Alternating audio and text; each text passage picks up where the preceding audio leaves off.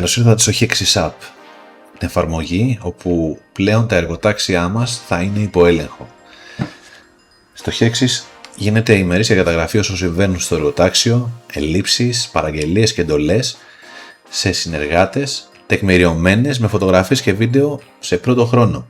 Μπορείς λοιπόν να κάνεις την καταγραφή σου, είτε είναι παραγγελία, είτε είναι εντολή, είτε είναι μια έλλειψη που βλέπεις. Μπορείς να παρακολουθείς προσθέτοντας φάσεις την εξέλιξη του έργου και να στείλεις την αναφορά στον πελάτη.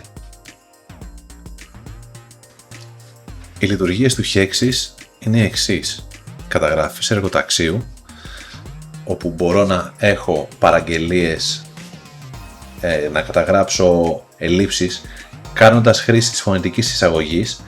Απευθύνεται μόνο σε κινητά Android. Φωτογραφίες και βίντεο, να εισάγω χρονοδιάγραμμα Gantt, να εισάγω Excel το οποίο περιλαμβάνει το Bill of Quantities και τον προϋπολογισμό του έργου, να παράξω αναφορές σε PDF και να τις στείλω μέσω WhatsApp, Viber, email σε συνεργάτες είτε στα ελληνικά είτε στα αγγλικά, να δημιουργήσω ομάδα και συνεργάτες. Ομάδα είναι ουσιαστικά όλα τα χρήσιμα τηλέφωνα, χρήσιμες επαφές που θέλουμε, του ηλεκτρολόγου, του υδραυλικού, του χτίστη, του συνεργάτη μηχανικού, και όλα τα έχεις προσβάσιμα στην ομάδα του έργου. Και οι συνεργάτες είναι μηχανικοί, είτε τεχνικοί, είτε ο πελάτης, στους οποίους δίνουμε πρόσβαση ανάλογα στον καθένα στο πεδίο του, όπου real time μπορεί να παρακολουθεί και να ενημερώνεται. Εισάγω σχέδια και αρχεία τα οποία τα έχω βάλει μέσω PDF ή φωτογραφίες μέσα στο cloud και μπορώ να τα συνδέσω με την κάθε κάτωψη, την κάθε στάθμη, έτσι ώστε όταν κάνω μια παρατήρηση να μπορώ να βάλω μια πινέζα. Ο χάρτης του εργοταξίου, στον οποίο ουσιαστικά είναι δορυφορικός χάρτης Google και συνδεδεμένος με την Esri για πιο updated ορθοφωτογραφίες, όπου μπορώ να στείλω την πινέζα του έργου σε κάποιον που θέλει να έρθει να επισκεφτεί. Και μέσα στα tools υπάρχουν πάρα πολλές βοηθητικές εφαρμογές, όπως είναι το χρηματολόγιο και έξα, όπου μπορώ να κάνω μετρήσεις χοντρικές στον ορθοφωτοχάρτη της Esri. Η εφαρμογή που βοηθάει όσους από εμάς είμαστε ελεγκτές δόμησης να παράξουμε το πόρισμα και να κάνουμε την αυτοψία μας ακολουθώντας ένα checklist βάσης της νομοθεσίας, και να παράξουμε το έντυπο που ανεβάζουμε στο ΤΕ για το πόρισμα. Και στο τέλος είναι οι εφαρμογές σκυρόδεμα και τοιχοποιία, με την οποία μπορούμε να υπολογίσουμε αναλογίες υλικών που απαιτούνται αν χρειαστεί να φτιάξουμε μια συγκεκριμένη ποιότητα σκυροδέματος στο πεδίο, να υπολογίσουμε ποσότητες τούβλων σύμφωνα με τα τούβλα τα οποία υπάρχουν στο εμπόριο, και να υπολογίσουμε αντίστοιχα αν έχουμε λιθιές, να υπολογίσουμε τα υλικά που απαιτούνται για να φτιάξουμε τη λάσπη μιας λιθοδομής, είτε είναι αυτή η επένδυση, είτε είναι ένα στίχος ξηρολιθιά, είτε είναι με δύο όψεις κλπ. Μας βγάζει τα ποσοστά και τις αναλογίες λάσπης, ασβέστη, άμμου, ασβέστη και λοιπά. Ας δούμε λοιπόν τις δυνατότητες του λογισμικού στείνοντας ένα project.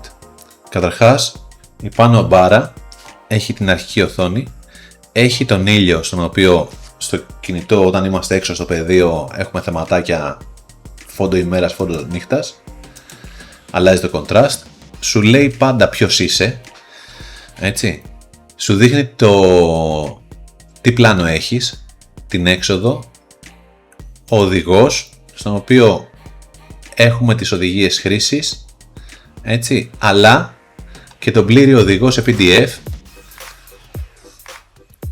όπου είναι όλα τα κεφάλαια πώς μπορείς να αξιοποιήσεις τα μέγιστα του προγράμματος. Εδώ λοιπόν στη συνέχεια είναι η ομάδα όπου μπορώ να κάνω προσθήκη μέλους. Αν γνωρίζω ότι κάποιος συνεργάτης μου είναι χρήστης της φτιάξης app, μπορώ να προσθέσω το email του, έτσι, και να τον συνδέσω. Βέβαια, αντίστοιχα μπορώ να, αν δεν είναι μέλος, έτσι, μπορώ να βάλω το όνομά του, το ρόλο του, αν είναι μηχανικός τεχνίτης, και να έχω το τηλέφωνο του και το email του, και ανάλογα να του δώσω πρόσβαση, να τον έχω προσβάσιμο για μένα, για να το επικοινωνώ μαζί του. Εδώ ουσιαστικά, εάν υπάρχουν καταχωρήσεις και έχουμε βάλει deadlines, ενημερώνεται το ημερολόγιο που έχουμε στο Google και περνάνε όλα αυτά στο ημερολόγιο της Google. Πάμε λοιπόν να φτιάξουμε ένα νέο έργο. Ας πάμε να φτιάξουμε λοιπόν ένα νέο project. Επιλέγω λοιπόν το όνομα του project, ας το πούμε Horizons, πελάτης Αντωνίου Νίκος, ιδιοκτήτης John X, περιοχή Αθήνα, είναι ένα διαμέρισμα ή είναι διαμερίσματα, σέρνω και πάω στην Αθήνα,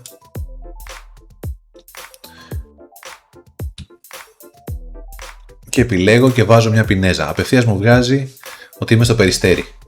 Ωραία.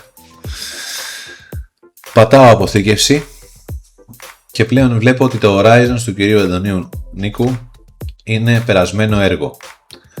Πατάω και πλέον βλέπω επισκόπηση, διάγραμμα Gantt, εντολές, παραγγελίες, snag list, ελλείψεις δηλαδή, οι επαφές, τα αρχεία, ο χάρτης και το bill of quantities. Το πρώτο πράγμα που πρέπει να κάνω είναι να εισάγω κτίριο. Και λέω λοιπόν, εδώ, πολυκατοικία, ή βάζω τις στάθμες. Έτσι. Λέω λοιπόν ότι είναι πολυκατοικία.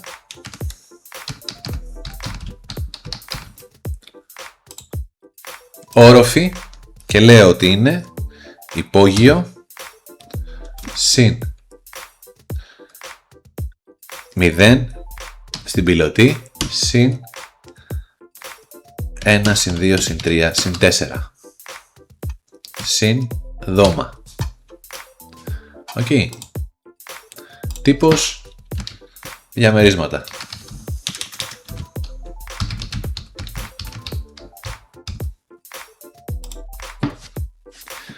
Το επόμενο που, αφού φτιάξω το κτίριό μου, είναι να εισάγω αρχεία. Πατάω λοιπόν το φάκελο αρχεία. Μπορώ να εισάγω είτε από Drive είτε από Dropbox είτε απευθείας από το δίσκο μου. Προτείνεται να εισάγονται τα αρχεία από τον υπολογιστή στο γραφείο για να είναι πιο εύκολη η διαδικασία. Πατάω εισαγωγή.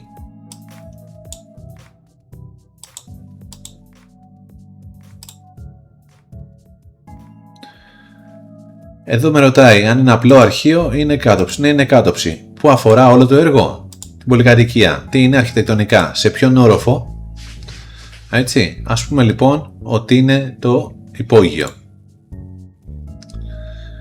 Αποθήκευση. Το επόμενο σχέδιο με ρωτάει πάλι τι είναι. Ναι, είναι κάτωψη. Αφορά το κτίριο, ναι. Είναι αρχιτεκτονικά. Μπορεί να είναι υδραυλικά, ηλεκτρολογικά, θα μπορούσε να ήταν και στατικά. Είναι αρχιτεκτονικά. Και τι αφορά τον πρώτο όροφο.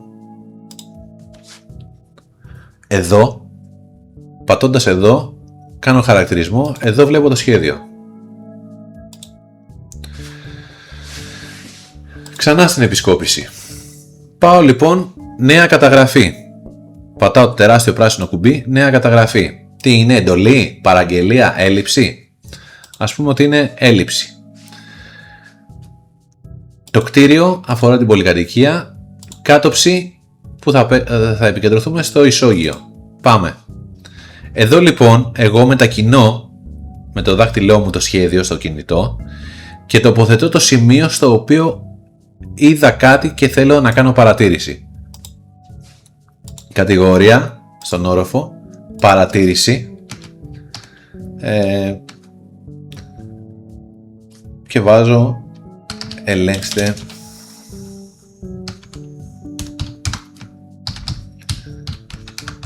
το κούφωμα.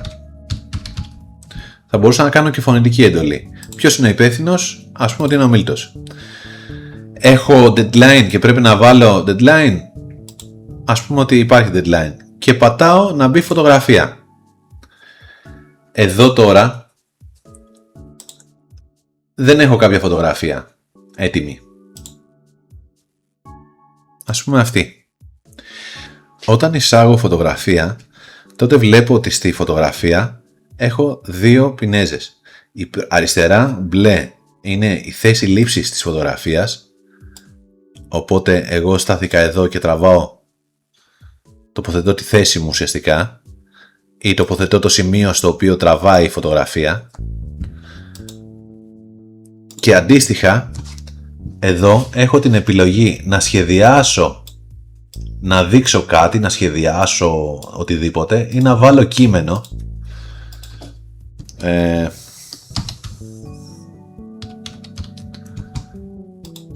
Το οποίο κείμενο, εντάξει, μπορεί να μπει σε τυχαία θέση, μπορώ να το μετακινήσω όπου θέλω, μπορώ να το μικρύνω, να του αλλάξω τη μάσκα πίσω, να κάνω τοποθέτηση και αποθήκευση. Άρα η φωτογραφία θα είναι αυτή στην τελική μορφή και να την ανεβάσω στο Hexis. Αντίστοιχα, μπορεί να γίνει και δεύτερο σχόλιο και τρίτο και όσα από κάτω από αυτή τη φωτογραφία και να δει ένα συνεργάτης και να γράψει ότι έχει γίνει έλεγχος. Και εκεί ο συνεργάτης θα βγει με το όνομά του ότι είπε ότι έχει γίνει έλεγχος. Με την ώρα και ότι απαντάει. Εδώ θα πρέπει να πούμε ότι το Hexis έχει φτιαχτεί από μηχανικούς για μηχανικούς, όμως στο έργο μπορεί να έχουμε και κόσμο ο οποίος συνήθως είναι από την Αλβανία, είτε εργοδηγοί είτε εργολάβοι κλπ. Και θέλουμε και εκεί να ενημερώσουμε τα ευρήματά μας. Τότε με το πάτημα ενός κουμπιού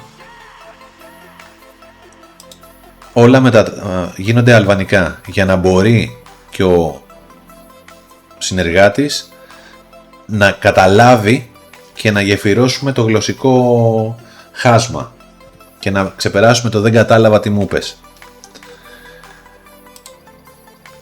Αφού λοιπόν γίνει η καταγραφή, τότε το μόνο που έχεις να κάνεις, και έχεις γεμίσει όλη σου τη σελίδα, το μόνο που έχεις να κάνεις είναι να πατήσεις το κουμπί αναφορές. Τότε λοιπόν έχεις αναφορές ημέρας, εβδομάδας, συνολική, ή να ψάξεις τι έγινε στις 15 Ιουνίου του 2024 που είχες κάνει αυτοψία στο συγκεκριμένο κτίριο και να δεις τι παρατηρήσεις είχες βάλει. Μπορεί φυσικά να αφαιρέσεις τα σχόλια από την εκτύπωση. Συμπερίληψη σχολείων μηχανικών στην εκτύπωση. Δεν θέλω να τα δουν όλοι, είναι μεταξύ μας. Και να γίνει στα ελληνικά ή στα αγγλικά, αν έχεις αλλοδάπους πελάτες. Και μπορείς να βάλεις το δικό σου λογότυπο ή να παραμείνει το λογότυπο του Hexis ως έχει. Πατώντας λοιπόν εδώ δημιουργία PDF, απευθείας έχεις αυτό το παράγωγο. Το χάρτη, το όνομα του έργου, τον ιδιοκτήτη, την ημερομηνία, τη θέση που έχει γίνει και στη συνέχεια να ξεκινήσεις και να βλέπεις τι παρατηρήσεις έχεις κάνει και να γεμίσει. Επίσης οι παρατηρήσεις έχουν γίνει με πινέζα στο έργο, οπότε μπορείς να παρακολουθείς ακριβώς που αναφέρεται η κάθε παρατήρησή σου. Ας δούμε τώρα τα βοηθήματα που υπάρχουν στο Hexis. Δεξιά στη μέση της οθόνης υπάρχει αυτό το μαύρο κουμπί, το οποίο μας ανοίγει τα εργαλεία. Τα εργαλεία είναι ο υπολογιστής, οι σημειώσεις, ο βοηθός AI, στον οποίο δεν είναι Google Search, είναι AI με αγορασμένα API, στα οποία μπορούμε να κάνουμε ερωτήσεις και να πάρουμε έγκυρες απαντήσεις σε διάφορα θέματα στα οποία έχουν ήδη επικεντρωθεί τα AI, και αναφέρομαι σε θέματα μηχανικού, σε θέματα νομοθεσίας, σε θέματα τεχνικών, υλικών από διάφορες εταιρείες, τεχνικά φυλάδια κλπ. Και στη συνέχεια είναι τα tools, τα οποία θα τα δούμε σε λίγο. Ο υπολογιστής είναι ο απλός υπολογιστής και δίπλα, αν υπάρχουν και συνάδελφοι που κάνουν τοπογραφικά, μπορούμε να υπολογίσουμε απόσταση από ζεύγωση διδαγμένων, μπορούμε να κάνουμε επίγνωση μιας ευθείας επιλέγοντας βήμα ή πλήθος τμήματων και να μας βγάλει τα σημεία, ή να κάνουμε επέκταση μιας ευθείας. Οι σημειώσεις, γράφει σημειώσεις και αποθηκεύονται σαν να έχεις ένα σημειωματάριο. Και το tools είναι το εξής. Το πρώτο που βλέπουμε είναι το αντίγραφο ασφαλείας. Όλα αυτά που κάνουμε στο Hexis αποθηκεύονται σε cloud. Οκ. Ένα backup δεν έβλαψε ποτέ κανέναν. Άρα κάνεις εξαγωγή των δεδομένων σου, κατεβαίνουν στο δίσκο σου και στη συνέχεια μπορείς να κάνεις εισαγωγή πάλι και να επανατοποθετηθούν ακριβώς στο σημείο που τα είχες. Όλα τα έργα, όλες οι φωτογραφίες, όλες οι καταγραφές σου. Στη συνέχεια έχουμε την εφαρμογή σκυρόδεμα και τοιχοποιία. Εδώ λοιπόν είναι τριπλή εφαρμογή. Εδώ λοιπόν έχουμε το εξής. Πάρα πολλές φορές σε ένα εργοτάξιο πρέπει να φτιάξουμε μια λάσπη. Γιατί δεν ήρθε η βαρέλα, γιατί για χι λόγους. Οκ. Έχουμε πρακτικό τρόπο και έχουμε και κανονισμό τεχνολογίας σκυροδέματος. Πάμε με το κανονισμό τεχνολογίας σκυροδέματος κατά βάρος. Έχουμε λοιπόν τι θέλουμε να φτιάξουμε. Να ρίξουμε ένα καθαριότητας ή ένα γενικής χρήσης. Τα υπόλοιπα καλό θα είναι να τα πάρουμε από εργοστάσιο. Ας πούμε ότι θέλουμε να φτιάξουμε ένα C1215. Έτσι. Και ξέρω ότι θέλω να ρίξω ας πούμε 5 κυβικά. Εδώ λοιπόν είναι όλοι οι κάδοι οι οποίοι υπάρχουν, όλες οι μπετονιέρες. Μικρές, πιο μεγάλες και μίξερ σε bobcat κλπ. Ας πούμε λοιπόν ότι έχουμε την 1/8 του κυβικού, τυπικά. Θέλω να ρίξω 5 κυβικά. Αυτομάτως μου υπολογίζει ότι εγώ πρέπει να πάρω 5,750 κυβικά αμμοχάλικο, τσιμέντα 25 κιλά, 46 σακιά, ο λόγος νερού προς τσιμέντο είναι αυτός και ο ρευστοποιητής πρέπει να χρησιμοποιήσω. Και η δόση αναγέμισμα κάδου, η οποία είναι πόσα φτιάρια πρέπει να ρίξει ο εργάτης και πόσο να βάλει μες στον κάδο, έτσι ώστε να έχουμε σταθερή ποιότητα. Και πόσο κοστίζει σύμφωνα με τις τρέχουσες τιμές. Σημαντικότατο είναι ο χρόνος ανάμειξης, έτσι. Οπότε υπάρχει ένα ρολογάκι πόσο πρέπει να το αφήσει μες στην μπετονιέρα. Όλα αυτά μπορούν να μεταφραστούν απευθείας στα αλβανικά. Σημαντικό. Οπότε μπορεί να δει ο χρήστης πόσα φτιάρια πρέπει να βάλει, πόσο τσιμέντο πρέπει να βάλει, πόσο νερό πρέπει να βάλει και να μην πηγαίνει όπως έμαθε από τον παππού του. Και επειδή είμαστε μηχανικοί,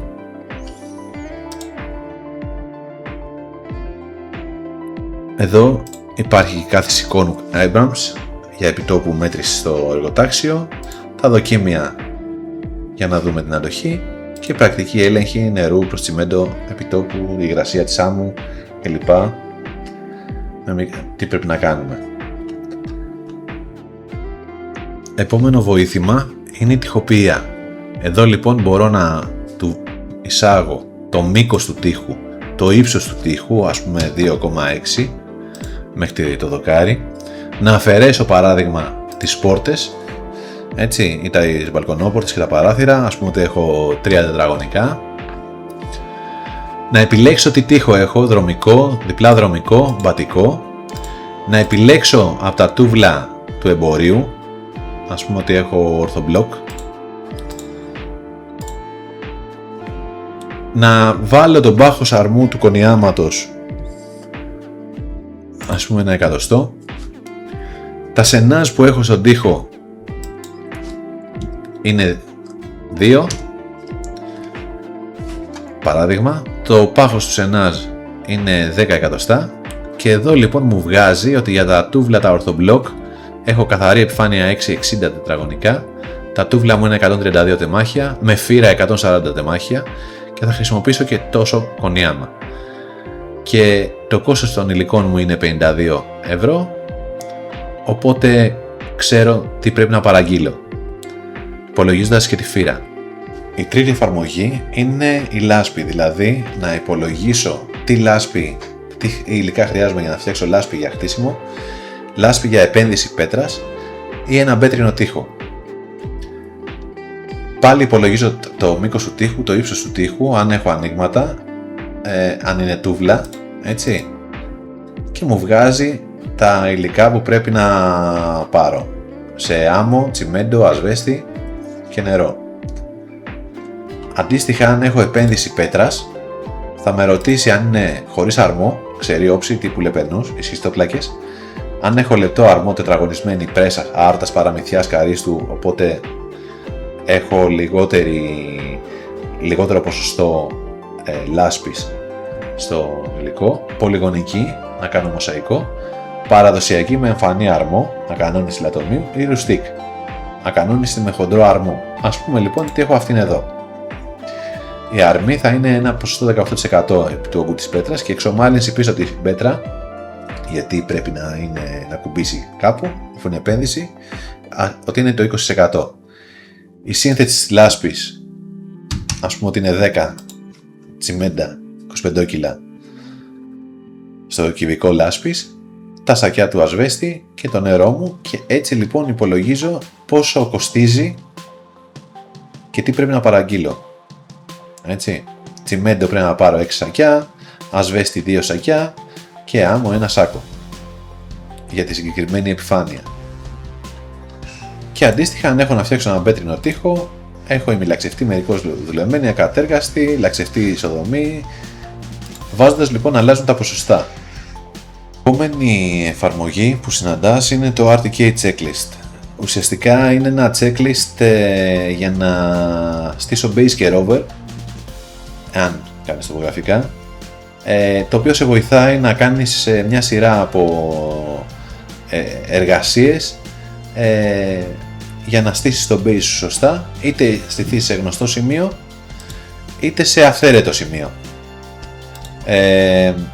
όπου σου λέει ακριβώς τι να κάνεις. Αν στηθείς σε αυθαίρετο σημείο, τότε η εφαρμογή σου λέει να κάνεις και ένα relocalize, έχει έναν υπολογιστή για να διορθώσεις τα σημεία συγκριτικά με κάποια γνωστά ήδη μετρημένα, σαν να επιβεβαίωση ότι δεν έχεις μετακίνηση ή στροφή. Αυτό για όσους συνάδελφους κάνουν τοπογραφικά. Επόμενη εφαρμογή είναι το κτηματολόγιο και έξα. Αυτό το βρίσκουμε σε δύο σημεία. Είτε αυτοτελώς στο Tools ή στο χάρτη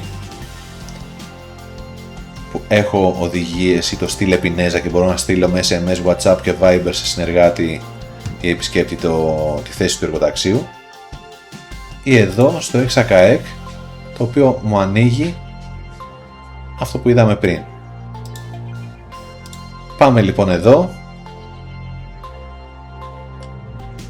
Μπορούμε λοιπόν εδώ να κάνουμε δύο πράγματα. Το πρώτο λοιπόν να χρησιμοποιήσουμε τα εργαλεία μέτρησης και δημιουργίας πολυγώνου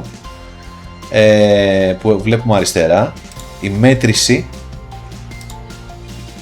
μας δίνει μια εκτίμηση, πάντα μιλάμε για εκτίμηση, δεν υποκαθιστά τοπογραφικά όργανα, του μήκους, εδώ δηλαδή το ξέρω πόσο είναι, 74 μέτρα, και το πλάτος του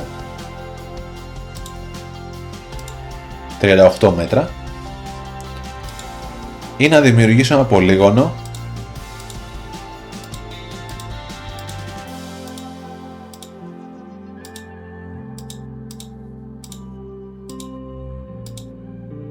και επιλέγω την πρώτη μου κορυφή ως τελευταία, μου βγάζει το εμβάδο και την περίμετρο. Εάν θελήσω να βρω το ΚΑΕΚ του, έτσι, μεταφέρω το σταυρό εδώ. Αυτομάτως βλέπετε οι συντεταγμένες αλλάζουν, επάνω είναι σε έξα, οι από κάτω είναι σε WGS84, που ουσιαστικά είναι αυτές τις οποίες διαβάζει και το κτηματολόγιο στην έβρεσή του. Πατάω άνοιγμα κτηματολογίου.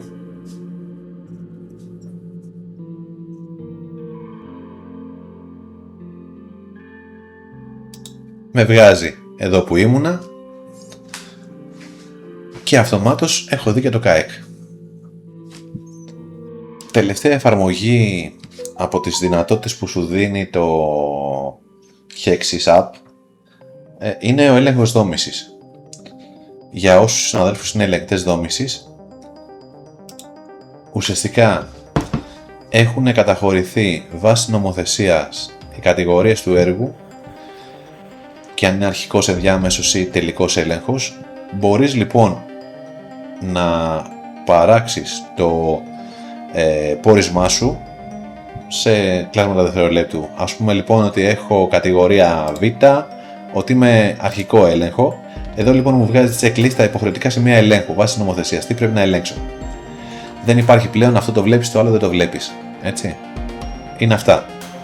Εάν τα τσεκάρεις ότι τα είδες ή δεν τα είδες, τότε περνάει σε συνέχεια το πόρισμα να εκδοθεί.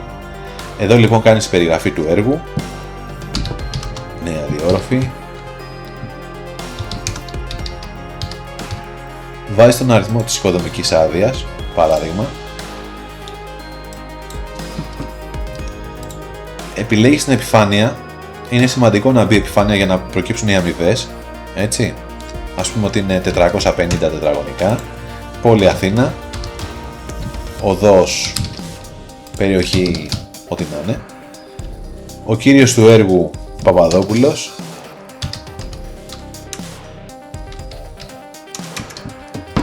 Το αφημί του και η δόη του. Εδώ περνάμε τον αριθμό πρωτοκόλλου του ορισμού από τους ελεγκτές δομής στο ΤΕΕ, την ημερομηνία που κάναμε έλεγχο,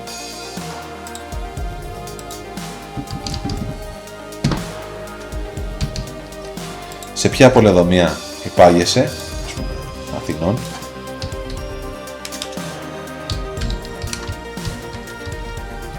εάν το έργο απαιτεί και δεύτερο ελεγκτή δόμησης, τότε προσθέτεις. Εδώ λοιπόν έχω τα αποτελέσματα ελέγχου. Δεν διαπιστώθηκα παραβάσεις ή διαπιστώθηκαν και κάνω διακοπή και πρέπει να δικαιολογήσω. Ας πούμε δεν διαπιστώθηκαν. Τότε βάζω μια φωτογραφία του έργου,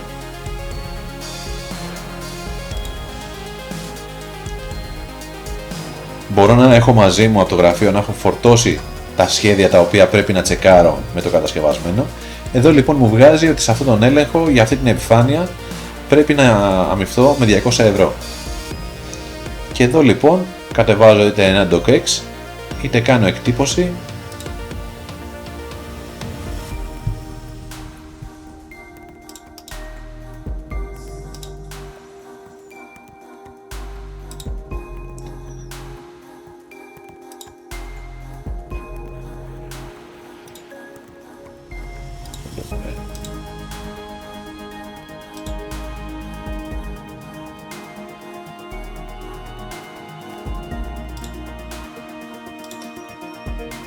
έτοιμο λοιπόν με τις φωτογραφίες, έτσι. Το παίρνεις, το υπογράφεις, το σφραγίζεις και το ανεβάζεις όπως προβλέπετε. Εάν είχα τελικό έλεγχο, τότε τα υποχρεωτικά σημεία ελέγχου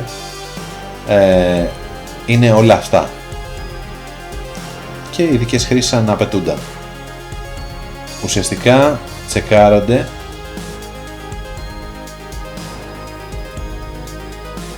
όλες οι περιπτώσεις του αρχικού ελέγχου, ένα γρήγορο, μια επιβεβαίωση στον εμφανών σημείο ελέγχου, συν τα υποχρεωτικά 11. Έτσι. Και αν υπάρχουν διάφορα άλλα σημεία τα οποία δεν έχει γίνει ενδιάμεσος, περιγράφεις.